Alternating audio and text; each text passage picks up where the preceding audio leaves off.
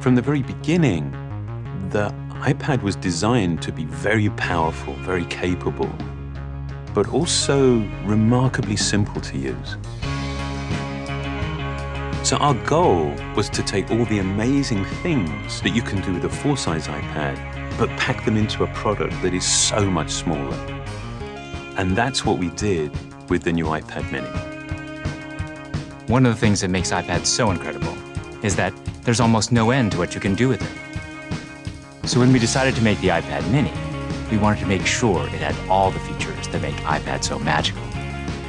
We began with a display that has the same resolution as the iPad 2. So all your apps and content look and work the same way. And at 7.9 inches, it's small enough to fit in one hand, but it's still large enough to give you that rich, immersive iPad experience. It has a dual-core A5 chip for fast, fluid performance, both FaceTime and iSight cameras. It gets a full 10 hours of battery life, and it runs more than 275,000 apps made just for iPad. These aren't scaled-up phone apps. These are powerful apps that take full advantage of iPad mini's beautiful display. You can access all your favorite music, movies, and TV shows from the iTunes Store. 1.5 million books on the iBook Store, and over 5,000 magazines and newspapers on Newsstand. And another thing we're really excited about is that iPad mini comes with FaceTime HD. Seeing your friends and family in high definition makes you feel like you're that much closer. If all that we had done was take the original iPad and just reduce it, all that you would be aware of was everything that was just missing. That there is inherent loss in just reducing a product in size. And what we did was we went back to the very beginning and we took the time to design a product that was a concentration of, not a reduction of the original.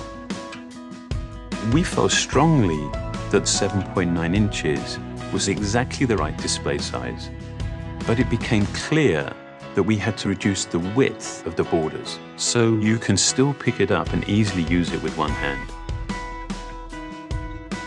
We have continued to develop our unibody process. There are essentially two parts to the enclosure, the glass and the aluminium. And that junction, where the two parts actually come together, is incredibly important. The diamond-cut chamfer meets seamlessly with the glass, and I think it's a beautiful detail that further reduces parts and actually makes it more durable.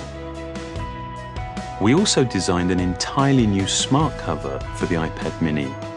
By eliminating the separate aluminium hinge, we now essentially wrap the iPad mini in a single, simple colored material. The biggest challenge that we faced was incorporating all of these great features in a much smaller and lighter device.